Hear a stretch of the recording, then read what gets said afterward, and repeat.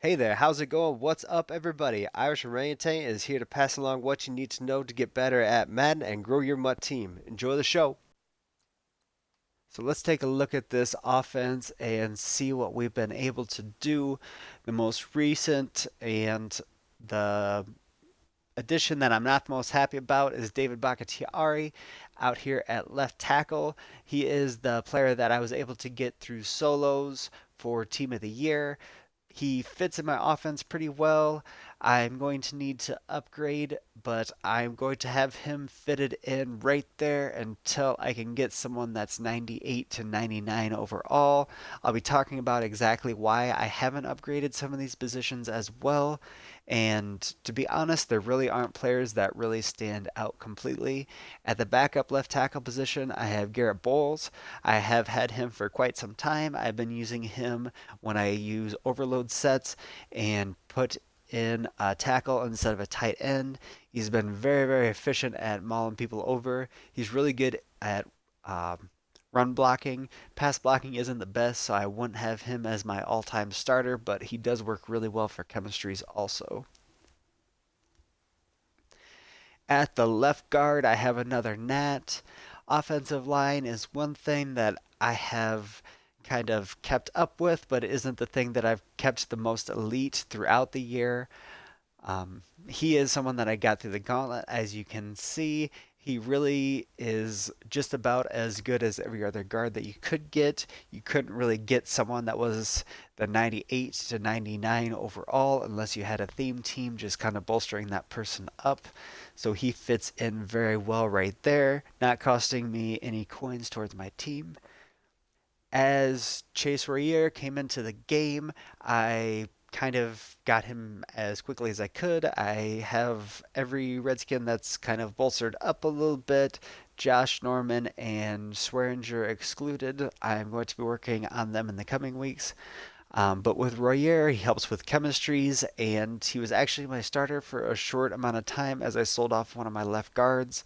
Sometimes you need to take a step back to move forward, and that is what I did with him at one point in time. At center, I've had Dermonte Dawson for quite a while. I got rid of Kelsey, who was my starter for some time. Been trying to get rid of Eagles, Cowboys, and Giants as quickly as I can, and it has gone pretty well. As I'll show you a little bit later on, it hasn't worked perfectly. With this player, he is pretty fantastic at run blocking, and that's kind of what I focus on with my guards. He costed a little bit more than he should have when I got him. I got him about a week after the Legend Head came out, so that was kind of nice. And as this continues, you can see I have another Rising Star. I have him for chemistry. I recently had acquired him. I had a few extra coins and was kind of tossing that around for a while, but was able to get him added as well. I have some extra chemistries on offense, so I can get rid of a couple players and add Sprinter instead of having double chems on them. At right guard, I went and got Brendan Sheriff. I've had him almost since he's gotten out. I purchased him twice and saw that he was overvalued a couple times, sold him off, and then as he got very inexpensive, I went back and purchased him again. Because I've had his power up since the beginning of the year, so I've kind of just built around him as a pulling guard. I have another Rising Star. As that continues at right guard for chemistries, he really does not play, but as you are able to get to a more upper echelon team and add more chemistries instead of just adding value at positions, he really is a player that you could have and is kind of valuable because you don't need an extra guard. Really, especially if you have another good center or guard as a backup, you can just have him backing up all three positions. At right tackle, the best lineman that I have, and the only reason I have him is because he's the best lineman that I have, but he is an Eagle. He was a little bit too costly, but just one of those upgrades that I wanted and someone that I know I'm going to keep on my team. If he gets one more upgrade, I'll definitely keep him until the end of the year because he'll be able to get to that 98, 99 overall. His speed is phenomenal. He kind of makes up for what Sheriff lacks. I have a secure pass blocker. on him and Sheriff. He has the 99 pass block finesse and 97 pass block power, so I really don't have to worry about the Clownies or the Lawrence Taylors out there. And I have Mr. Brandon Shell as well. Again, just for chemistries, does not really play. Out at tight end, I have Hunter Henry. I have been kind of upgrading him throughout the year. He's been a tremendous run blocker, and now he's got a little bit of the speed that I need, and with some chemistries that I've been able to add, and I will go through in coming videos. He is absolutely magnificent at what he does. He can high point, he can run block. As you can see, his run blocking is absolutely phenomenal. At 92, he blocks like a lineman.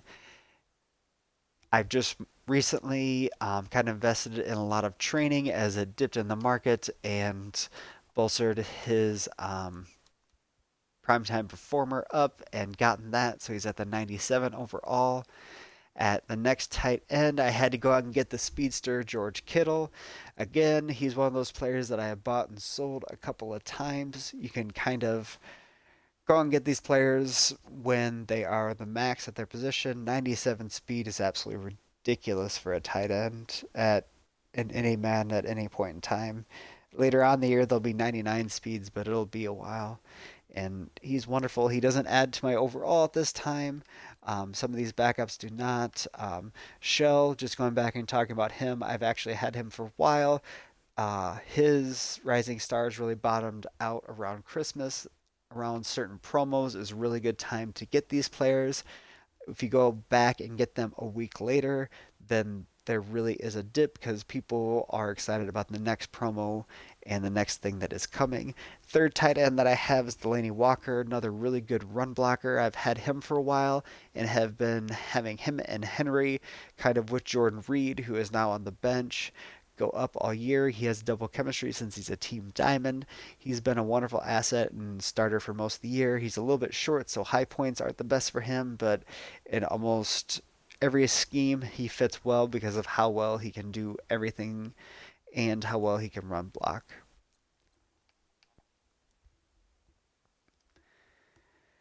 At my number one wide receiver, I now have Randy Moss. I was able to go out and get his most recent player. Because it was limited, I was able to power up past that with training. Again, as that bottoms out down to 20, underneath 25, I was able to go out and get these really, really good players for a lot less value than what you're able to get them within the first week. With those limited players, after they've been out a week, you can purchase them with training. It's a wonderful, wonderful idea to do that. At the wide receiver four, I have Dion in for speed. I like having him as my kickoff returner instead of the Dion that I have on defense because his stamina is not reduced at any point in time. Really is magnificent to have him back there. If he was a halfback, he'd be the best halfback in the game if he was able to hold on to the ball. He really is a wonderful asset. He was around 100,000 coins, so he's really inexpensive when I was able to pick him up for out of position. Tyreek Hill, I was able to actually pull him magnificently and sold him a little bit early. If you were able to purchase quite a few of those early and sell them off now, you'd be able to make a few 100,000 coins because those Tyreek Hills are going for over a million right now.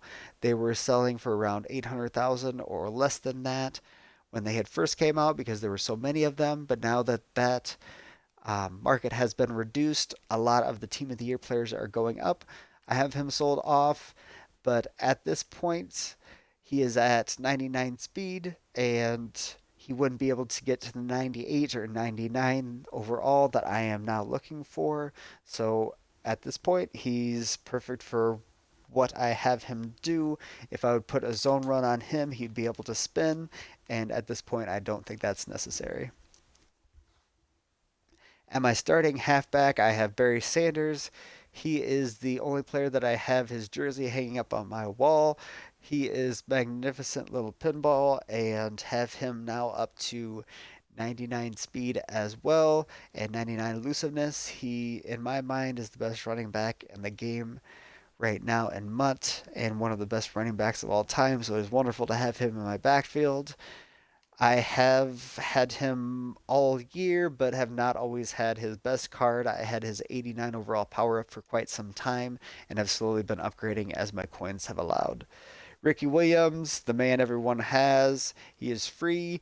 I am at max MUT level at this point, so I can't really do anything else to get him upgraded more, but am exceptionally excited that he is on my team and able to power over guys.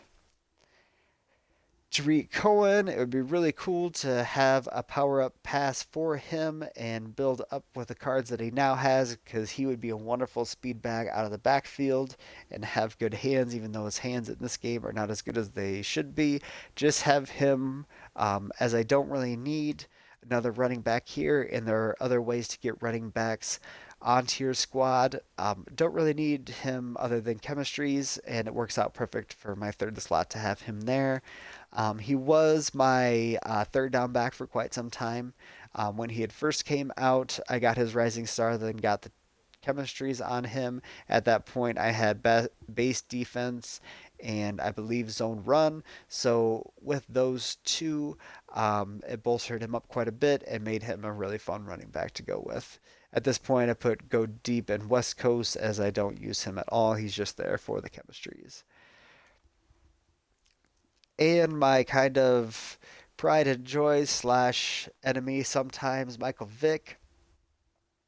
It's difficult for me to play well with a left-handed quarterback sometimes, but I have made the most of it, and he really is a lot of fun to go and run around with. He can get you 20 yards when most quarterbacks could only get you 3 or maybe would be tackled behind the line of scrimmage.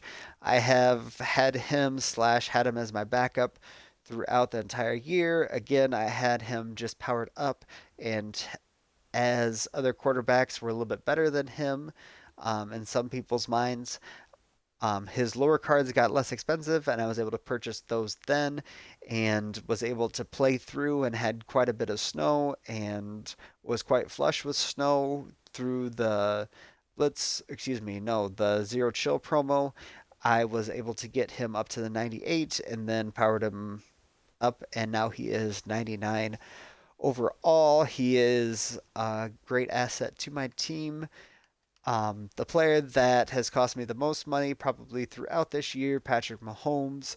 I was able to get his most recent card for just my time by playing the solos, but his Rising Star was exceptionally expensive, and I bought his Team of the Week just as it came out, but that also was way too pricey, especially for the coins and team that I had at that time. But it was a lot of fun to run around with him.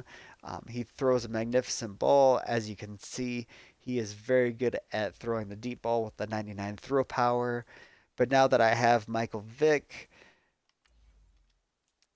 it really isn't much of a contest because he also has the 99 throw power, but he has 96 speed.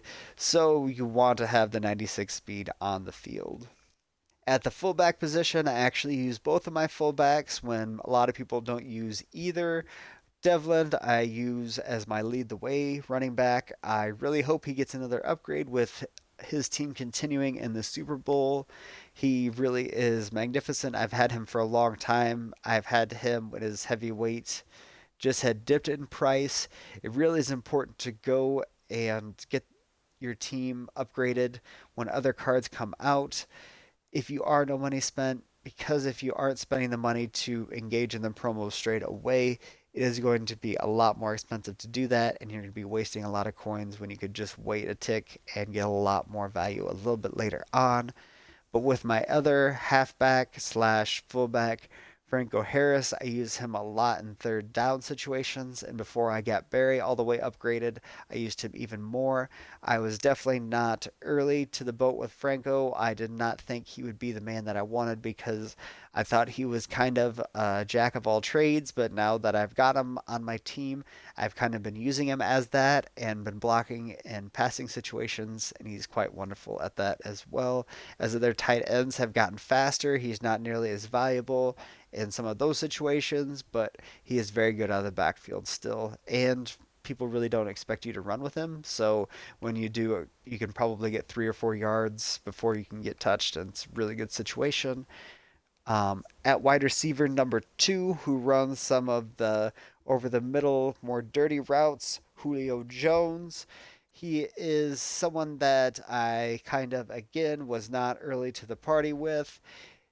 Now he has kind of the speed that you would want. I didn't get his team diamond till very, very late. He was a player that I had gotten upgraded up until that point, and right before I'd gotten to the 90 overall with my team, I did invest in him, and with that, I was able to then get the extra chemistries. Now that I have some more chemistries on my team, I have now put Sprinter on him to give him the extra speed that I think he needs. He definitely could get those routes done over the middle, but again, with the name was a little more pricey, so I had to do that a little bit later. Antonio Brown was my number one wide receiver for most of the year. I had gotten the game with the Hall of Fame edition, so when I had purchased that, um, I got Antonio Brown, and he was going there making catches behind him, one-handed catches, doing all those fantastic things, kind of empowering him up through that path. When they were getting the players that came out for him to get to put into his set when he was the master. I had done that set, and a lot of those players played for me for quite some time. And that was the first thing that I had really purchased that was kind of too expensive, but I was really excited to have that number one wide receiver, at least at that time, on my team. So, some of the reasons that I haven't upgraded some of the players beyond what I have right now, I'm trying to get to the 98 to 99 overall level. And if I buy some 96s, then that's not really going to get me there. Even if it would help me in the intermediate, it's not really where I want my team to go. And really, all the players that I have fit really well with the scheme that I have been running. I've been able to win a lot more games than I think I should be able to, and am able to kind of get a few more things done in a head to head and during weekend league than I anticipated earlier in the year. So I'm really excited to start bringing you some of that as well. But at this point, the only players that would really kind of help me out to get me to the 98 to 99, because they would be those 97s or 98s that I could come up to that point, would be Drew Brees. I have the 99 overall quarterback. Todd Gurley. I have a halfback that's really close, and two backs that I'm maybe not invested in heavily, but that I would very much like to see continue to run on my team. So I'm not going to go out and get another halfback that gets me just kind of close. Also, Ricky is going to be getting to the 99, so it's not really a position that I would ever really want to upgrade to that point either. And Steve Smith is the one option that I might consider later on and have him as my fifth wide receiver later in the year. At this point, he's just a little bit too expensive for what I really want to do.